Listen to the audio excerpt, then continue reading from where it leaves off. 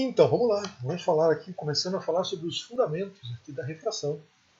E a primeira parte que a gente vai abordar é sobre a função visual. E a função visual é um dos 5 sentidos que a gente usa para entender o mundo exterior. É um dos 5 sentidos que a gente usa para nos relacionarmos com o mundo exterior. E basicamente a gente consegue fazer isso percebendo uma forma de energia que existe no mundo exterior, que existe no universo, que é a radiação eletromagnética. E a gente consegue perceber a forma como essa radiação eletromagnética interage com a matéria, com o mundo físico real. E isso nos dá uma imagem sensorial, uma percepção de como é o mundo físico que nos cerca. Tá? Então, essencialmente, a nossa visão, a visão que a gente tem, que a gente chama de visão, é a nossa percepção da interação de uma fração do espectro da radiação eletromagnética com a matéria. E a gente tem essa percepção através de estímulos luminosos percebidos. E a nossa percepção depende basicamente de 2 fatores relacionados a essa radiação. Primeiro, a emissão. A emissão padronizada é o ideal, mas a emissão da radiação eletromagnética é obrigatória para que a gente a perceba. E a recepção dessa radiação eletromagnética pelo organismo. Então, e principalmente a manifestação verbal dessa percepção da radiação eletromagnética emitida de forma padronizada. É assim que a gente consegue avaliar a função visual. Então a gente avalia a resposta do paciente e isso, na verdade, se trata de um teste psicofísico. Eu tenho o componente físico da radiação, mas eu tenho o componente psíquico da radiação. Então vamos lá. Aí a gente vai entender, então, como é que se faz a medida de uma função visual. A primeira coisa que a gente precisa entender é que existem as medidas objetivas e as medidas subjetivas. O peso, por exemplo, é uma medida objetiva. E mesmo assim a gente tem uma tendência de explicar ou de usar essa medida de uma maneira errada. Então entender os conceitos corretos vai facilitar para que a gente consiga aplicá-los da maneira correta também. Por exemplo, normalmente a gente fala que pesa, por exemplo, 70 quilos, o que na verdade é uma confusão muito comum de acontecer entre peso e massa. Massa é a medida de grandeza do Sistema Internacional de Unidades.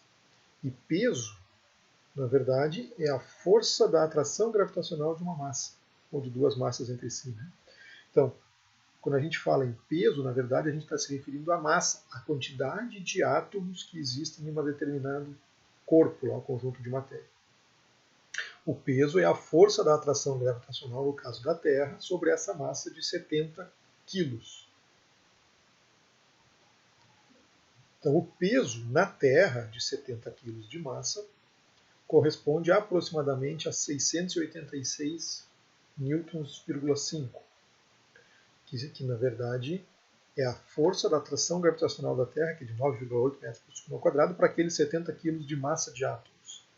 Essa mesma massa de 70 kg de átomos pesa, por exemplo, 113 newtons na Lua, porque a gravidade da Lua é menor. E pesa 0 no espaço, porque não existe força gravitacional no espaço. Então, os mesmos 70 quilos têm pesos diferentes em newtons. Tá? Então, as pessoas falam, na verdade, que pesam, por exemplo, 70 quilos, quando, na verdade, deveriam falar que pesam 686 newtons, ou que tem 70 quilos de massa, não de peso. Da mesma forma, quando a gente vai avaliar do ponto de vista científico, a altura de uma pessoa, que é uma medida objetiva, na verdade, a gente sabe que o espaço é distorcido pela gravidade. E existe uma única grandeza, que na verdade é chamada de espaço-tempo, que se deforma com o tempo. Então, as 3 dimensões que a gente conhece, na verdade, são 4. Agora, para grandezas pequenas, como por exemplo a altura de uma pessoa, essa distorção ela é irrelevante, por isso a gente considera apenas as 3 dimensões espaciais, que a gente está acostumado e mede a nossa altura em uma delas. Né? Mas é uma medida objetiva que na letra fria da ciência ela tem que ser relativizada. Né?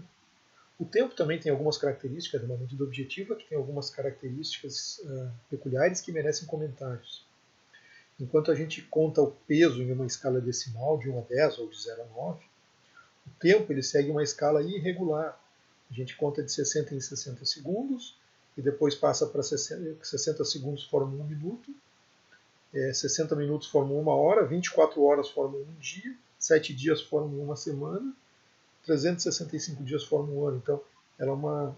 E mesmo assim ainda tem que, a cada 4 anos, colocar um ano bissexto, menos a cada 100 anos, enfim, para compensar essa irregularidade da medida de tempo.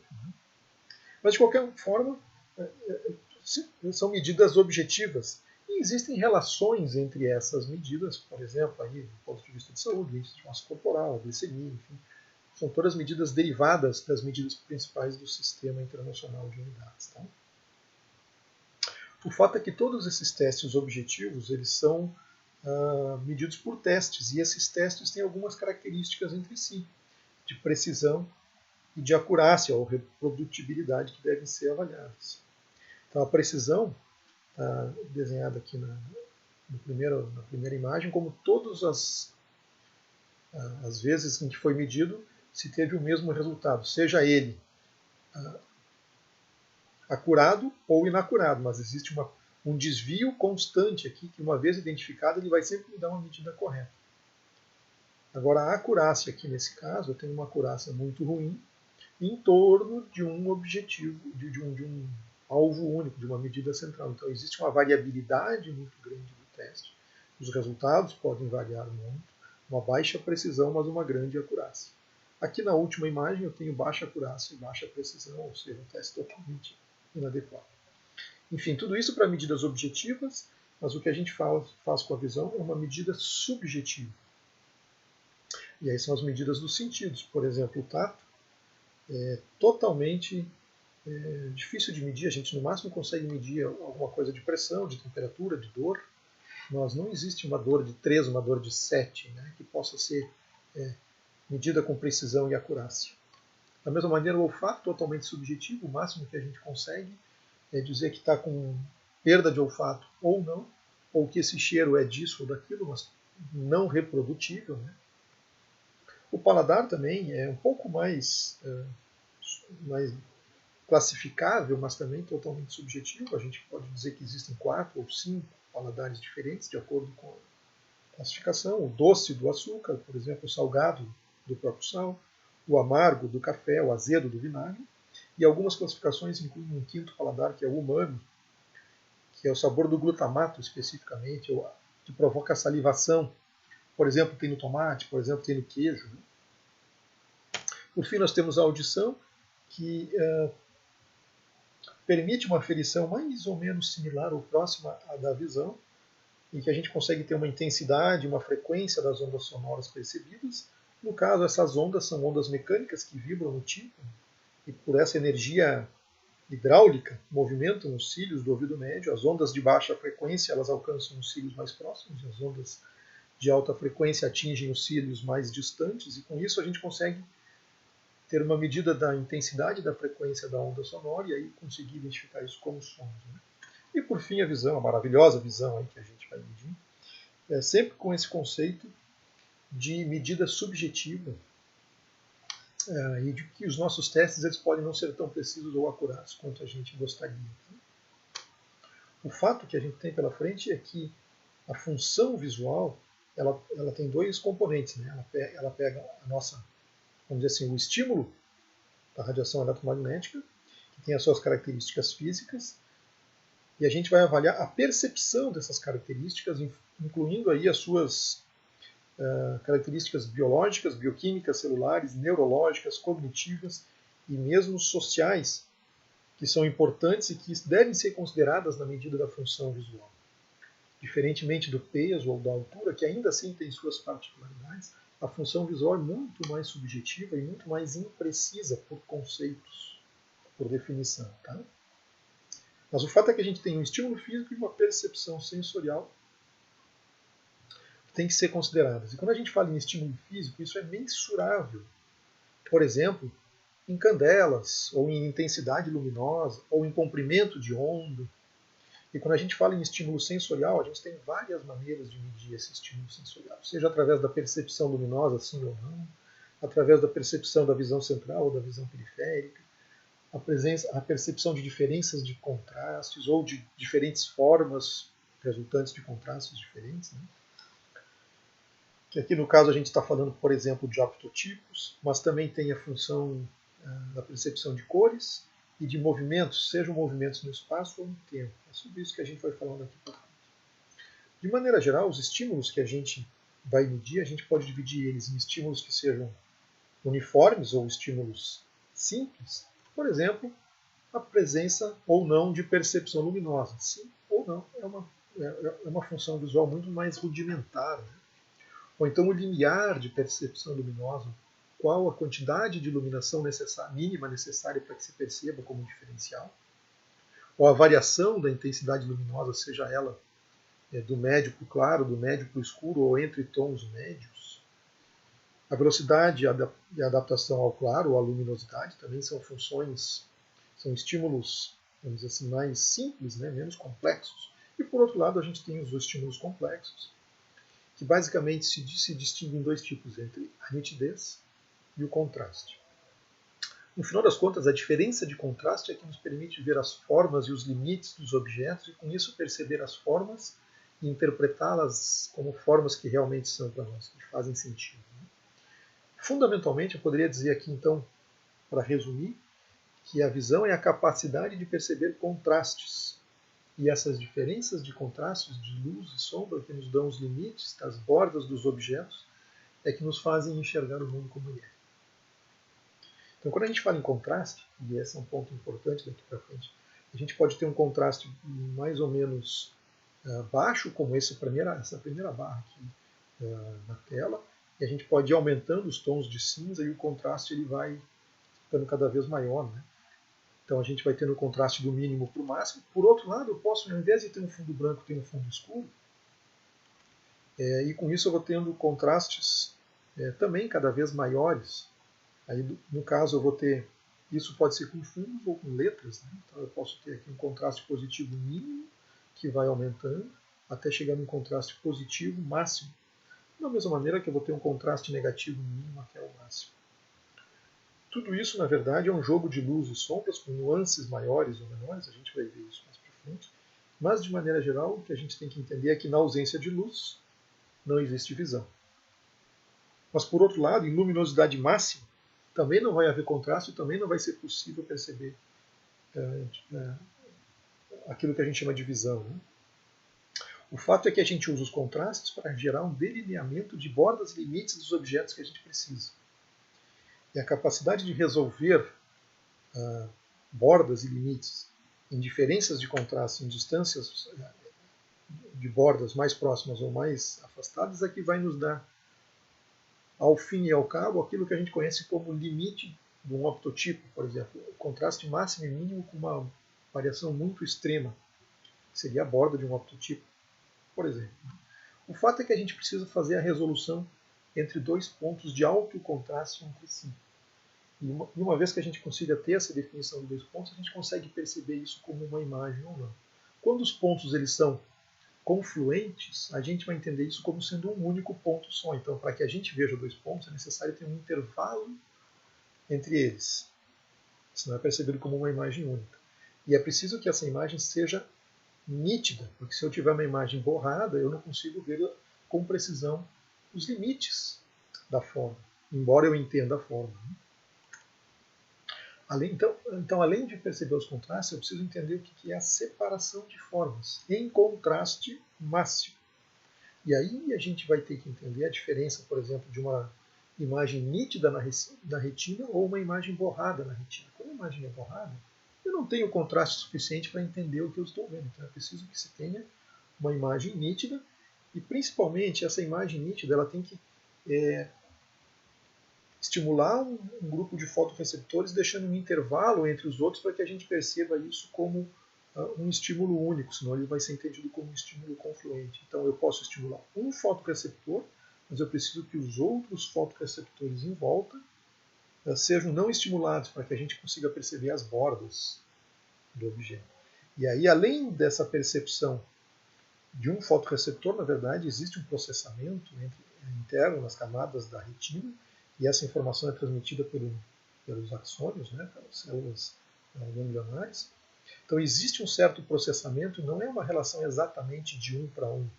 Mas o fato é que a resolução máxima do sistema óptico do olho, isso é conhecido como campo receptivo, né, esse conjunto de informações, gira em torno de 24 segundos de arco, ou aproximadamente 2,5 na notação decimal, ou 20/8 numa notação no sistema internacional. Então, essa seria a capacidade de discriminação e de separação de formas em contraste máximo. Mas quando a gente fala disso, a gente está falando desse estímulo luminoso constante no tempo. Agora, é possível, assim, só para terminar, então esse é o conceito de campo receptivo. E esse conceito de campo receptivo, ele é, na verdade, máximo ou muito pequeno, quase que de um fotorreceptor para uma célula ganglionar na região macular, até um campo receptivo muito amplo, em que vários fotorreceptores fazem aquele processamento nas camadas internas da retina para levar a informação. Então, a visão periférica é uma visão mais grosseira e a visão central é uma visão com muita capacidade discriminativa de detalhes. Isso se chama campo receptivo, central ou periférico. A gente fala de discriminação de formas em contraste máximo, isso a gente fala de um estímulo constante no tempo, mas esse estímulo ele pode sofrer uma variação temporal. Por exemplo, uma luz que fique piscando de forma intermitente. Se ela piscar numa frequência relativamente maior, a gente não vai conseguir sofrer o processo de polarização e despolarização das células a tempo de perceber esse estímulo como separado, e ele é percebido como uma imagem única.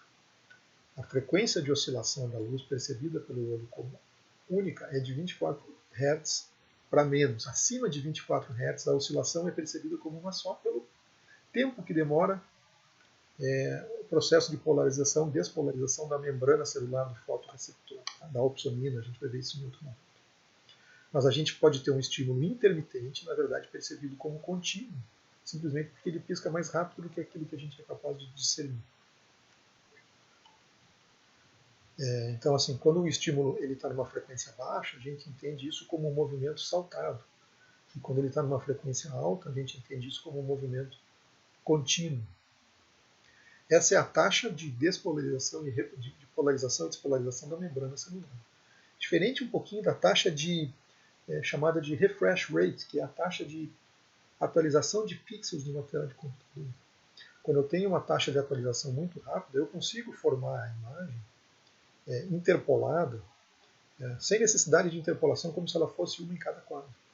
Aqui, no caso, a imagem da esquerda ela tem uma taxa de atualização de quadros da imagem muito lenta. Então, existe uma certa interpolação que aparece aqui como um borramento.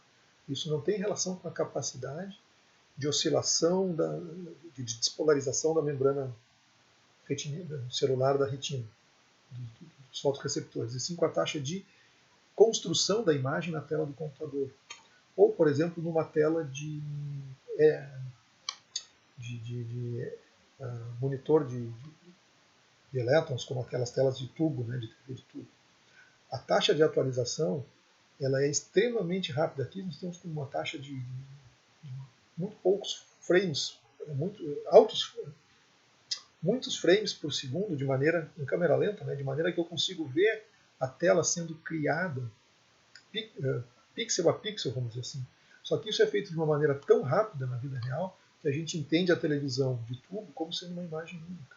Que a gente não tem a capacidade de perceber essa variação intermitente tão rápida como sendo descontinuada.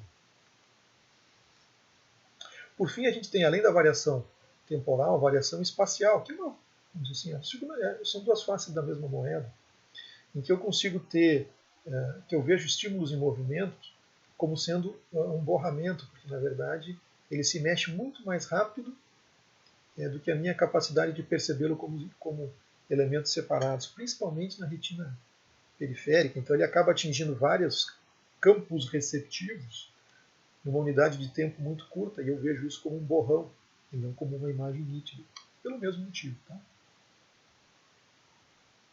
Enfim, tudo isso para dizer que a função visual, ela é, vamos dizer assim, a gente trabalha com uma série de percepções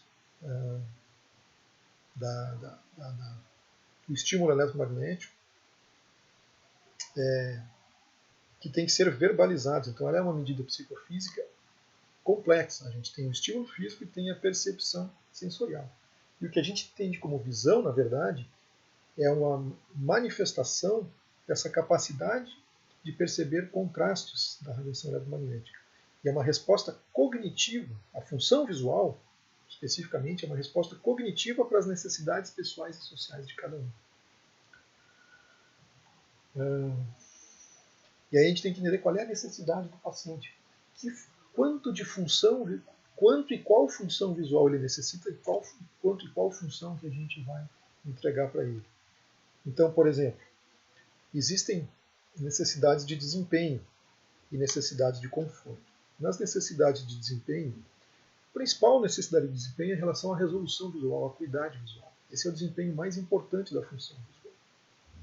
Mas a qualidade visual também é importante, principalmente em situações, por exemplo, exemplo clínico de catarata, em que eu tenho uma diminuição do contraste, e embora eu tenha uma resolução de discriminação de pontos muito boa, a qualidade visual ela é baixa, o contraste é muito baixo.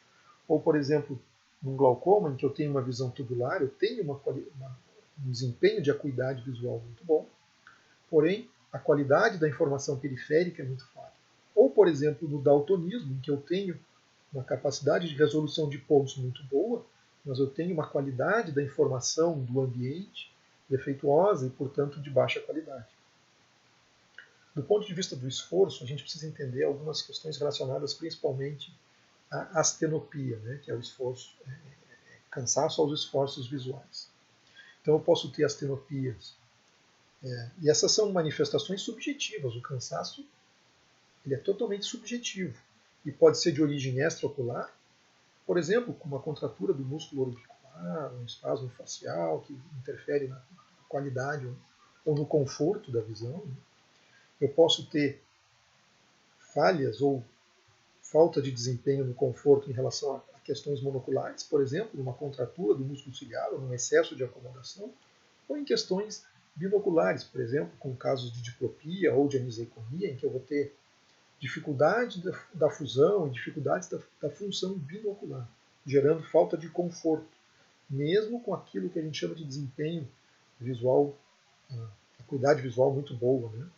O objetivo todo, então, de entender a função visual é adaptar a função visual para a necessidade do paciente, entender a necessidade e aí sim apresentar a solução da função visual, seja por desempenho ou seja por conforto para o paciente.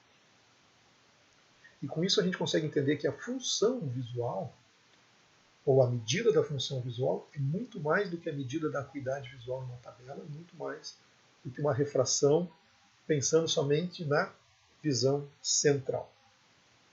Daqui para frente a gente vai ver como é que a gente faz a medida da visão e notações, enfim, que é o objetivo da próxima aula. Por hoje é isso aí.